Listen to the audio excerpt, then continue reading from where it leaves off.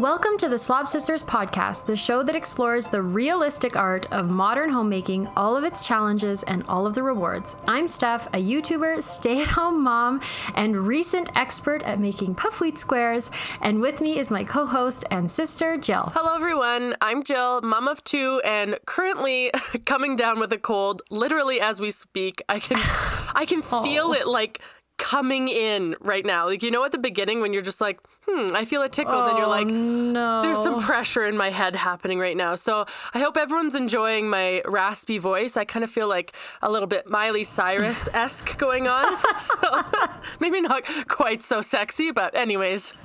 You don't sound too bad yet, but that's the worst. I hate that day when you just like, you don't quite feel bad, but you just feel that tickle and you almost are in denial about it. And you're just like, no, please. Well, I don't need this right now. Both my kids are sick and it doesn't seem mild, so I'm not looking forward to what's to come. So. Oh man, drink lots of fluids. Yes, exactly. Okay, so I am geared up to jump into the discussion today. The sun is shining at my house anyways. Some things are starting to grow, so some buds are starting to open up, and best of all, we only have a teeny tiny bit of snow left. We had a huge dump of like 2 feet last week. It was so weird, but luckily it all melted quickly. What about you guys up in northern Canada? Well, it's not quite, we're not quite there yet. We had a huge dump last week and then it melted and then we had another huge dump here on Wednesday, Thursday. It kind of, snowed Wednesday, Thursday, all of Friday.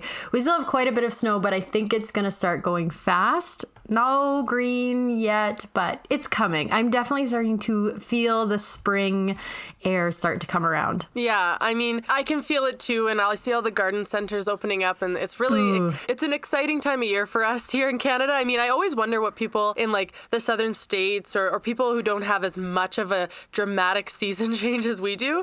I mean, spring might not be quite as exciting for them, but for us, it's major. Let's just say that. Oh yeah, it's huge. It's massive. Okay, so spring is here. I am so ready for this.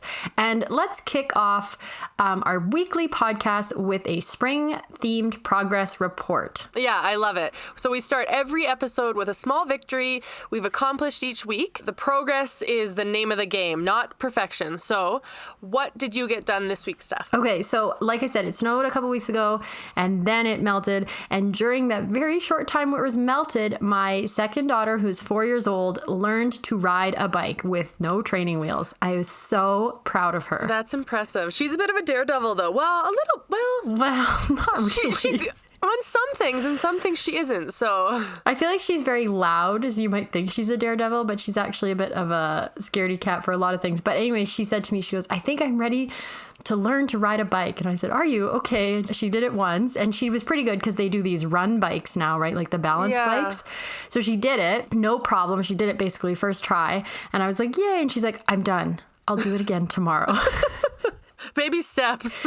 And then the next day I said, do you want to try your bike again? No, I'm not ready yet. And then later on in the day, I think I'm ready for my one bike ride. And so we've kind of been doing that. And then it snowed, so we lost all of our momentum. Oh, no. But she was getting better and better. And I feel like she's feeling it now. And I would say she rides her bike. Oh, that's awesome. That's amazing. And I mean, my daughter, who's 5, is not yet ditched the training wheels. We've tried, but we're not there yet. And you know what? She's not into it. She's not into it. And I think it's waiting for your kid to be ready. And it sounds like your daughter's kind of hit that spot now. So that's awesome. Yeah, it was really exciting. What about you? So for me this week, I was actually inspired by your YouTube video you put out this week. You just finished off your 1 month long decluttering challenge on YouTube, yes. Which I think you're happy to be finished with. I don't think people realize how much work it is to put out a YouTube video every single day. And I mean... Oh, no. I mean, I'm always excited to do them. And by the end, I'm like, never doing this again. I know. And but they are fun. Because you told me this week, you said, next time I want to do this, tell me not to. And I'm like, I did. I told you this time. Don't do this. You never like doing these. You're like, no, this one will be different. Anyways, I watched your one video this week on decluttering your garage, and I thought this is something I need in my life. So I went to town on my garage and I was selling things. I was tossing things. The thrift store got a major haul. So nice. It feels so good. And I found so many things that I was like, that we had thought we had lost. So it was an awesome use of my day yesterday. Definitely. And that is the best part of decluttering, is finding things you thought had just disappeared into a black hole somewhere and you never thought you'd see it again, or you forgot you even had, and it's kind of like a thrill, which I mean isn't good in some ways, that you don't even realize what you own. But at the same time, that's my favorite thing, is finding things I've like just been wondering forever where they are. Yeah, it was so good. And the garage is an area in my home I don't really go clean very often, because my husband really loves to clean the garage. When I say clean, I've got my little like air quotes happening up here because his idea of cleaning the garage is sweeping it out. And I'm, right. You need to really get in there and take some things off the shelves and do that kind of thing. So he's at work right now and I just went to town. So it felt really good. So that's what I did this week. Well, and I think, he's kind of good at keeping up with it, but it needs that once over once a year.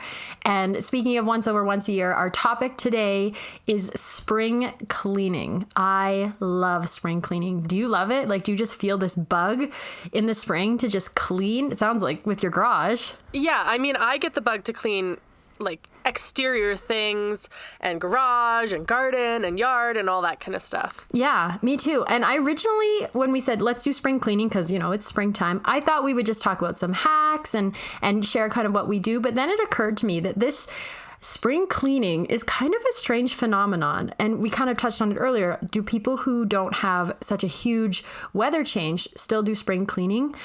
And I looked it up, and yes, it's kind of universally accepted as a major kind of time to thoroughly clean through your entire house. And I thought, well, that's weird. Like, how could this have been adopted like worldwide? What's going on? Yeah, so you went into research mode, I'm assuming.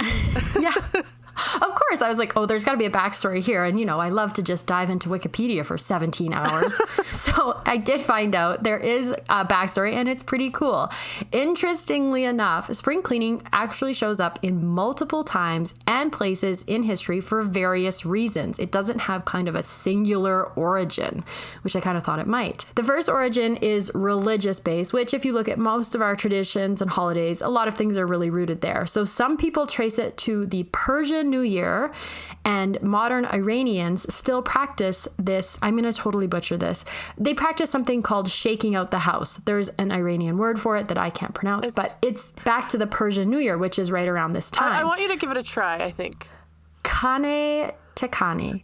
Nice. Kane tekani. Shaking out the house. Such a beautiful language. I cannot perform. But anyways, other people attribute it to the pre-cleansing of the home before the Jewish holiday Passover. And then in the Catholic religion, it's customary to fully cleanse the altar at the church and all things associated with it on the Thursday before Good Friday. And I think a lot of that may have kind of rolled over into our homes. So really interesting that it's showing up in many different cultures and different religions, but all at the same time. Yeah, that is really interesting. And, right before we started recording this podcast, I was talking to our mom about how we were going to talk about spring cleaning. And she said, well, is spring cleaning really even a thing? And if it is, she said she doesn't think it's probably as much, because when she was a kid, it was a huge deal because during the winter months, everyone would be smoking inside.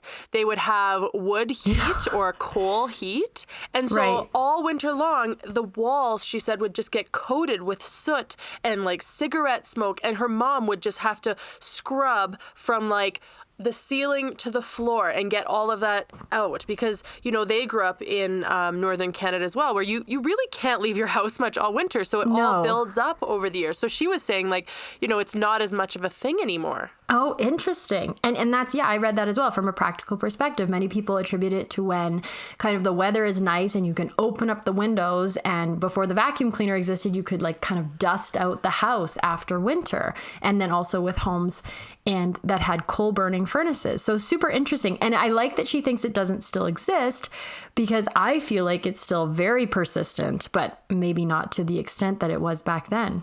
Yeah, I mean, she just said she doesn't think it's quite the same.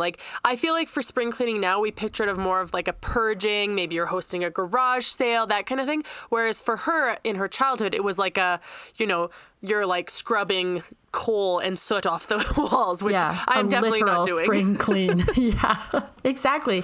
But really, all told, it seems to have really come from anywhere at the same time. And it's also kind of appearing everywhere, which I love. I mean, I love that there's this overwhelming urge amongst all cultures to just freshen things up when the weather changes. Absolutely. And I think we get a little bit more energy as the spring weather hits as well. And so a little bit more motivation might help as well. And it's funny, Mom says it's not a big deal because I still remember helping our mom do it when we were little, and we would, go through our stuff, do a huge purge, clean and polish the whole house, open up the doors and windows, let all that fresh air in through the house. And it was like a full day or 2 days. Usually we did it over a weekend, but usually it was one big like power day. And I don't know why, I just love that memory. I just remember the smell of like Fantastic and the windows open at the same time. Oh, the beautiful scent of Fantastic. I don't know. Did Dad do a huge spring clean? I just sense it didn't happen at your house. You know what?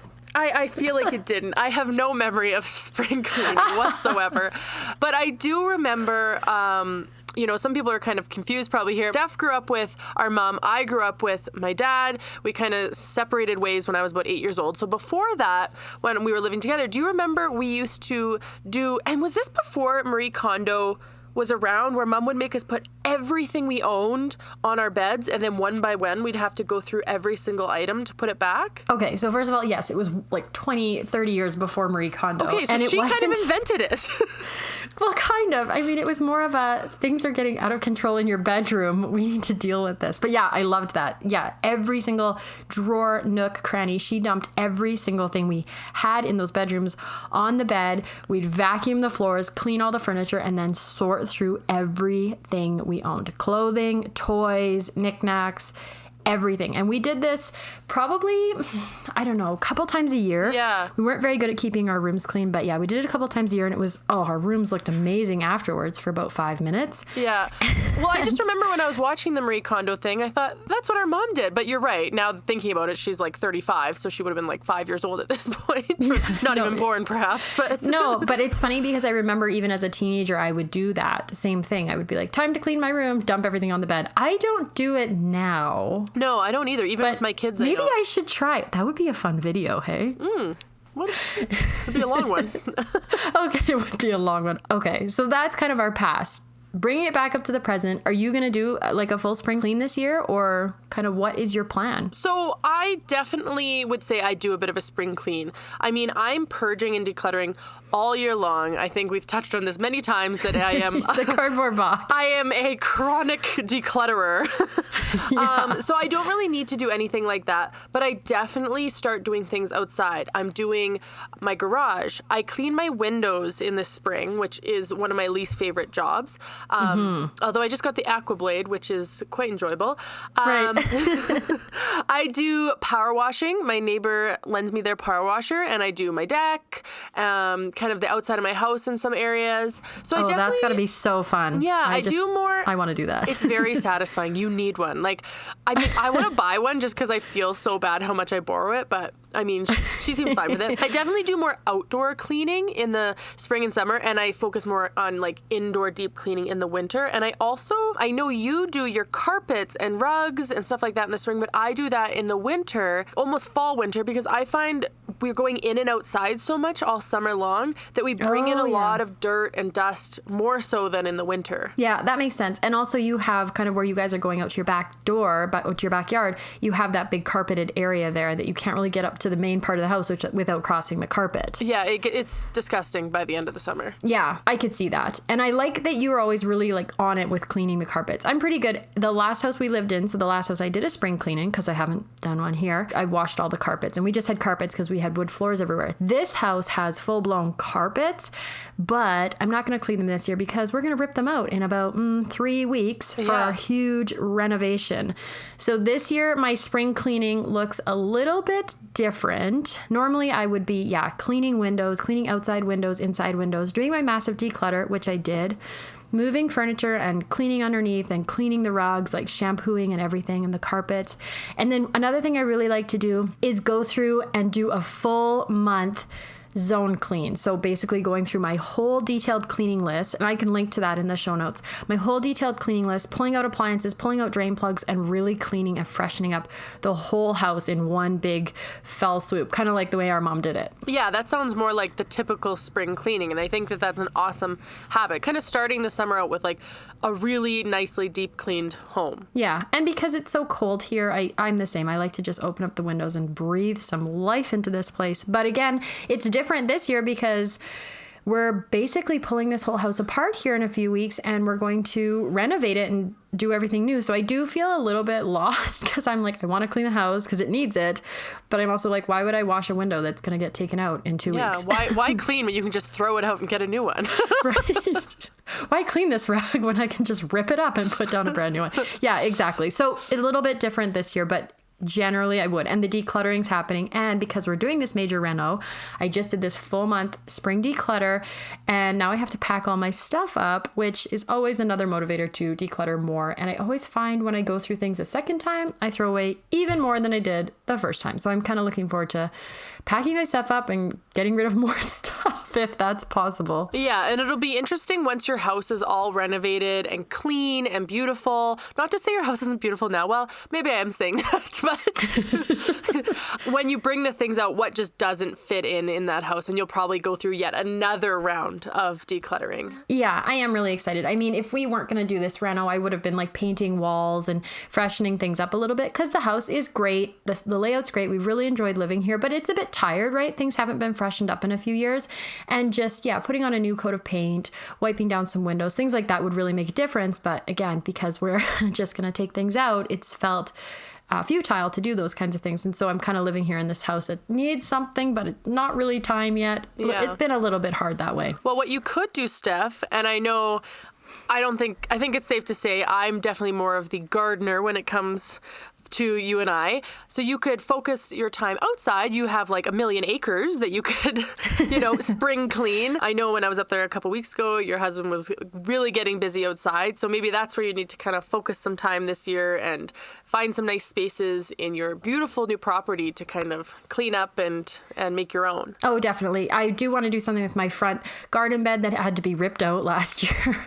Yeah, so that we could put a window in. So yeah, I've got lots of plans. It's going to happen. I'm feeling pretty good about it, and I've got a ton of work getting ready for this reno. So it's happening. I'm feeling really excited. Awesome. That's kind of the situation I'm in, which I know is different, but maybe not. If you're moving too, maybe you feel the same way. Like, why clean? I've got to do this.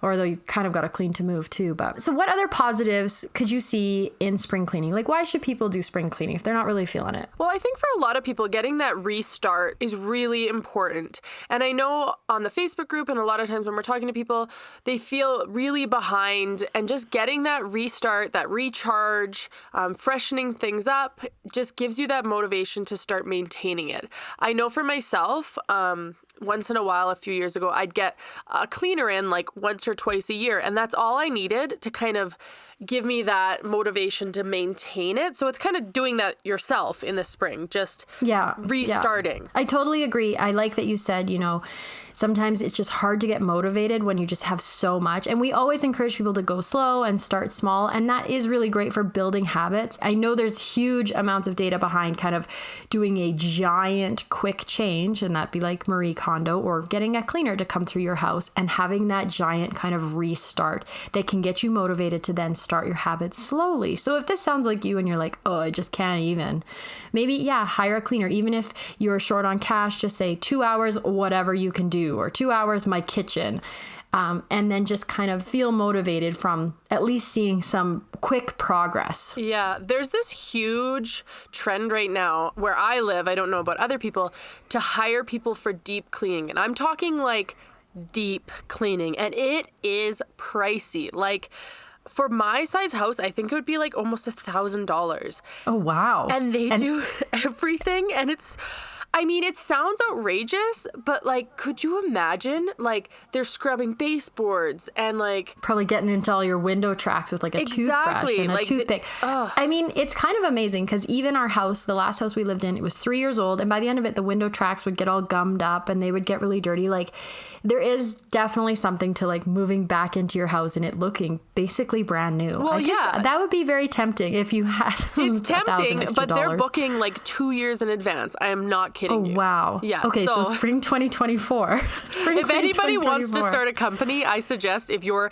area you live in hasn't started this like insane deep cleaning, like perhaps that's where you need to start, because they're doing very well for themselves, I think. Yeah. No, and it's good. I mean, I think too, just that chance to go through every single little space, because oftentimes we're so preoccupied with cleaning toilets and tidying up and doing dishes that things like window tracks and baseboards and all those tiny little things get overlooked. But in the spring, if you do sit down and be like, okay, I'm deep cleaning, go through those spaces because they do kind of add up, right? Like there's that dust level, that dirt level that's in your house. It's kind of subconsciously adding to the mess, but it's not a priority for you to tackle on an everyday basis. So this is a good time to go through all those tiny little funny spaces. Yeah, I totally agree. So we've kind of touched on the positives. I mean, there's a ton of positives to doing a big spring clean, but there's got to be some drawbacks and some negatives. Like, do you think there's anything that's not good about doing a massive clean in the spring? Okay, so speaking from my own personal experience and our experience from childhood, there is a giant chance. I mean, it's a ton of work, right? It's an absolute mountain of work. And so there's a giant chance that you'll experience cleaning burnout. And I think even worse still is experiencing cleaning burnout when you're not quite done and things have all been pulled out and not quite put back yet. So, and we always say things are going to get worse before they get better.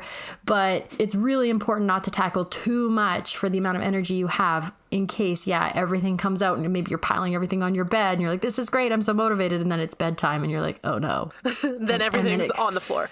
Everything's on the floor. You throw it in a bin. I'll deal with that later. So there's definitely a huge chance of cleaning burnout. Yeah, I agree. I mean, I feel like I'm go through a bit of cleaning burnout like on the daily, but this is like full-blown cleaning burnout. So I think that's why it's important to have that list and go one thing at a time. Yeah. Just so if you do get tired, you can kind of stop, take a break, and then restart where you left off. Exactly. It's so exciting to think like, have a fresh list, fresh checklist. Be like, I'm going to do all these things. And like, 3 things in, oh my goodness, I'm exhausted. And also, I always talk about this too. When you do these big power cleans or big marathon cleans, it's hard to then be motivated to clean again the next day. You're like, I just did all this. I don't want to keep cleaning. But you kind of have to always clean or else your house is going to get messy again and you're going to have to face another marathon power clean to get it back to where you want it to be.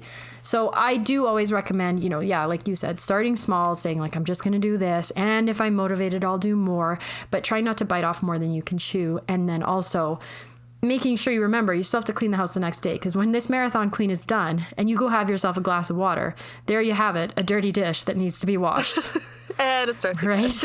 And it's messy and then it starts all again. So just remembering that it's not meant to be like, oh, your house will look good for 5 minutes, but then you are living there. So make sure you have a system in place to back it up that you can keep it clean afterwards. Absolutely. And I think kind of something funny that's happened this week for me when you talk about cleaning burnout happened to me with compost, unfortunately, which is not the material you want to get tired with. And we have a huge pile of compost on our driveway. And I'm trying to do this natural yard care regime right now.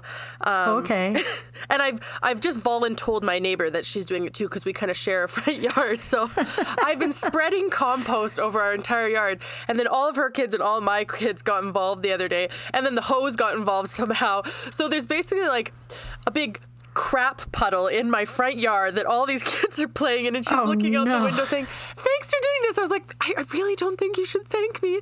Anyways, I got tired. I stopped. There is muddy compost everywhere. And when our mom came over this morning, she goes, there's a very big mess outside. I was like, yeah, I'm getting there, okay? And it smells so bad. Every time it rains or like the sprinkler goes on, it's just like this compost Is it manure. Compost? Like, you purchased this or are you like, this isn't your compost? Oh, yes. No. It's manure. But I am convinced my grass will finally grow good because we have like a very dead looking lawn all the time. But anyways, well, okay. That's my giant project I have started and not completed. That is... Sure, but it's a perfect example, right? You're like, I want to do natural gardening. Instead of starting with one small bed, you're like, my whole lawn. Exactly. And my neighbors. Yeah. You're welcome. Yeah, exactly. So I think what we're really hammering home, I mean, if you love the marathon clean and you're not going to burn out and that's great, I mean, go for it. It is super fulfilling and super rewarding and like, you really feel like you got something accomplished at the end. But if you feel like maybe you're a little bit short on time or energy, or you have children that might take your attention away, make your same list, make your same ambitious cleaning list, and then just kind of tackle things a few things at a time. It's probably not going to happen in one weekend or one day. Yeah, and I also think kind of do what you're feeling motivated to do at the time. Yesterday, I had big plans to do some work on the inside of my house, but my kids were playing so well out in the front yard. It was so nice out that I thought, well, I might as well do my garage today, because that was another item on the list. So kind of, I was feeling motivated to do that. Why force myself to stay inside and do this other thing? I mean, I'm still being productive. Totally. It's similar to like when you say when your kids are having a bath and you clean the bathroom, right? Yeah, exactly. Especially when you have little kids, just go where they're going. They dictate where I clean. Yeah, exactly, right? I think, too, I have another friend who breaks up her spring cleaning over the full year. So she basically made a list of all the things that need to be done, changing furnace filters, cleaning windows, all those baseboards, pulling out appliances, and she assigned one to every week of the year, or every 2 weeks, or every month. I forget what she did, but then it comes up and she goes, oh, this month I'm going to do this thing. And so she never really has that giant everything all at once. And I thought that was a really good idea, Yeah, too. I think that's genius, especially for like home maintenance, like you said, the furnace filters and things like that, that just, you know, instead of keeping it in your head all the time to remember, having it down. So, you know, almost like a calendar, flip the page, it's May, oh, I have to do such and such. So I think that might be something that I might look into doing as well. Yeah, I think it's a great idea for busy people. Or, you know what? Again, if you're motivated, just have a week of spring cleaning or a weekend, put a time limit on it, whatever I get done in this weekend, and then call it good. Give yourself a pat on the back for what you do get done. Don't worry about what didn't get done. That's not what we're focusing on. We're all about the victories and not the things you missed. Unless you've left a trail of buddy compost all over your neighbor's driveway, but... Yeah, you should probably take care of that. Something Your neighbor. Why does this neighborhood smell like garbage or smell like a cow barn? Yeah, basically. Oh, Anyways, no. Awesome topic, Steph. I was really glad you brought this up because it does get me motivated, and watching your videos kind of help me get started. And even though I'm not feeling good right now, I mean, in a couple days I'll be back at it. So it's always a nice reminder to kind of, while you've got that spring motivation, to tackle some of those maybe not so fun and bigger jobs. Definitely. Yeah, I'm definitely feeling the spring cleaning vibe. Mine's mostly going to be packing and decluttering, but maybe I'll tackle a few other things. Like I said, I can't even wash a window. They're all coming out. Yeah, don't do that. I'll work on my yard. You can come You're wash right, my windows instead. That's fine. I do really want to try the aqua blade. Yeah, you're missing out. Okay, so we've reached the end of the podcast. It's time for our favorite part. Well, my favorite part, and that is when we share a funny, ridiculous, embarrassing / story from our past. We take turns, and this week, Jill, it's your turn. Yeah, so for my story this week, Steph actually came up with the idea because she loves this story, and it's something I didn't actually remember until you brought it up, and you said, like, oh, you should do this story. It's so funny. Well, yeah, I wanted to tell it, but then I'm like, it's better from your perspective. Okay, so this happened about 8 years ago. I was just living in my first home that I had bought, so I was feeling really excited, being all homemakey in it, and cooking. I was cooking a lot. So I was making a recipe, and I don't remember. It was like a chili. It was a stir fry. Okay, you remember that. Okay, I know. I feel like we could tell the story together. Okay, it was a stir fry. It was a stir fry, and I was, for once in my life, following a recipe, which is the most surprising part of this story because I do not follow recipes. I find it very hard to just be told by a piece of paper what I have to do. And I shouldn't have listened to the recipe this time because on the recipe at the end, it said 1 2-inch piece of ginger. Well, they've written the 1 as a number and the 2 as a number. Yeah, and you had never cooked with ginger before or I had something. never cooked with fresh ginger before. And so what does a 1 and a 2 beside each other look like? It looks like a 12. So it says 12-inch piece of ginger. So I'm like, okay, I don't know any different. I head to the store and I'm looking for a foot-long piece of ginger. So I'm grabbing ginger and I'm kind of like putting them like... Well, and they're all like 3 inches. Yeah, so I'm kind of like lining them up, trying to be like, okay, where do I get to a foot here? Because I need 12 inches of it. So I like measure out my 12 inches and I bring it home and I like, chop it up, peel it, chop it all up, throw it in there. I'm not kidding. Like when I tasted this and like, I didn't even clue in, like, is this a weird amount of ginger? I have no idea. I mean, I put about that much onion in. Maybe it's like that. I don't know. It was so inedible. It's actually frightening how terrible this tasted. Yeah, but the part that's crazy is like, you didn't even realize what you had done wrong. You just thought it was a bad recipe. Because I followed it perfectly. You don't put a 1 and a 2 beside each other. They should have written like one as a word. Yeah, so you thought you'd followed it perfectly. This recipe was just disgusting. Then you came to my house, I don't know, a little bit later, a few weeks later, and I was making a stir fry and I chopped up some ginger and you're like, oh, you don't put very much in. Because I was putting in like the normal amount of ginger. Like an inch. And I put in a lot. I put in like a full inch. Like an inch is quite a bit. Now that I know better. Yeah, so you're like, you don't really put in a lot of ginger, hey? And I'm like, what are you talking about? Like, and you're like, tell me the story. And I was like, what?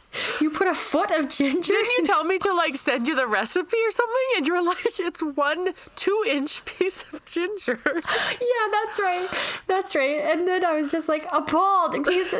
And my favorite part was you didn't even realize that you had done something wrong. You're like, this recipe is horrible. And I'm judging you. Wow, you sure don't like your ginger, hey? Yeah, you're really going easy on the ginger. Meanwhile, oh my goodness, it was so funny. Like, we talk about lost in translation, but yeah not my fault. It was too funny. Do you use ginger now? I do. I love ginger. Okay. Yeah. Just in moderation. Yes, in moderation. Generally not buying a foot at a time. Anyways, always funny to bring that up. Spicy. I kind of had forgotten about that story, so I was glad you reminded me about it. Oh, almost every single time we make a stir fry, my husband makes a joke about it. Oh my God. He's like, does that seem like enough? Should you maybe put a full foot in there? And I'm like, hardy har. But it is very funny. Oh, good stuff.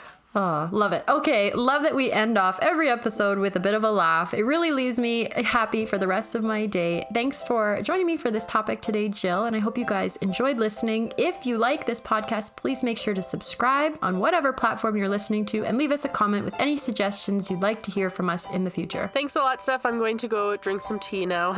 Yeah, good idea. And blow your nose. Yes, and blow my nose. Take care, everyone. All right. Bye. Bye.